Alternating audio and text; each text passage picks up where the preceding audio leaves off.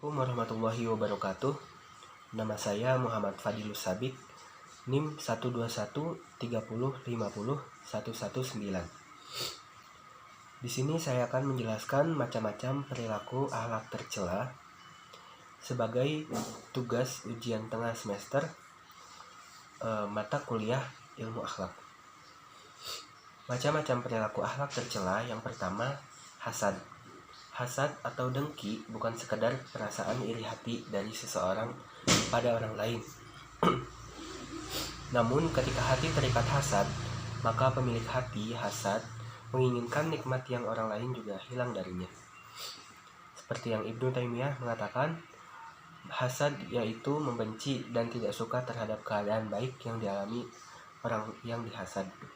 Sebagai contoh, saya diberikan nikmat oleh Allah, kemudian teman saya tidak menyukai nikmat yang Allah berikan kepada saya. Nah, untuk cara mengatasi hasad yaitu dengan selalu bersyukur atas nikmat Allah yang sudah diberikan. Selain itu, seseorang juga mesti menyadari jika hasad merupakan perbuatan tercela yang bisa menghanguskan kebaikan. Yang kedua, ada perilaku dendam.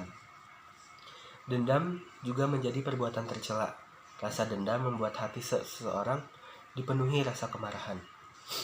Dia ingin membalas perlakuan orang lain atas perbuatan tidak menyenangkan yang dialaminya. Cara mengatasi dendam adalah dengan memaafkan orang yang menyebabkan sakit hati. Teladan utama dalam hal ini adalah Nabi Muhammad.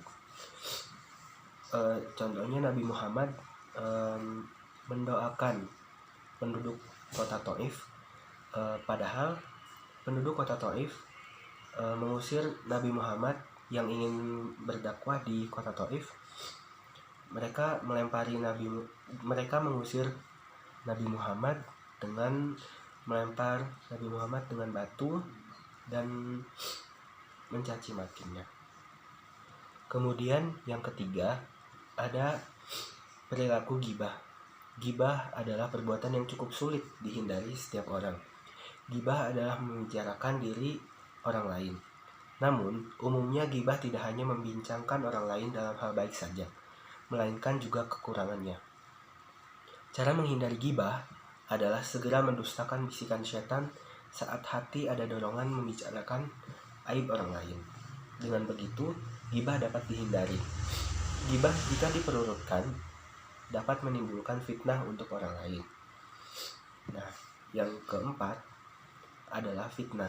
Fitnah merupakan perilaku untuk menjelekkan orang lain agar namanya tercoreng. Perbuatan tercela ini kadang dilakukan secara tersembunyi dan tak jarang disampaikan secara terbuka. Dampak fitnah lebih besar dari pembunuhan. Fitnah mampu menggoreskan luka hati sepanjang hidup orang yang difitnah, dan pelaku fitnah umumnya pengecut dan memiliki hasad tinggi kepada orang lain. Perbuatan ini dapat dicegah dengan menyadari bahwa Allah memberikan semua nikmatnya secara adil. Hati perlu ditata agar tidak mudah muncul kebencian yang dapat memicu perilaku fitnah. Yang kelima adalah perilaku namimah. Namimah adalah sikap mengadu domba. Hanya saja padanan kata kurang sempurna karena namimah lebih luas pengertiannya. Namimah memiliki efek yang dahsyat dalam merusak hubungan. Hanya dengan bekal sebuah informasi bohong, kemudian hubungan di antara orang lain bisa kacau balau.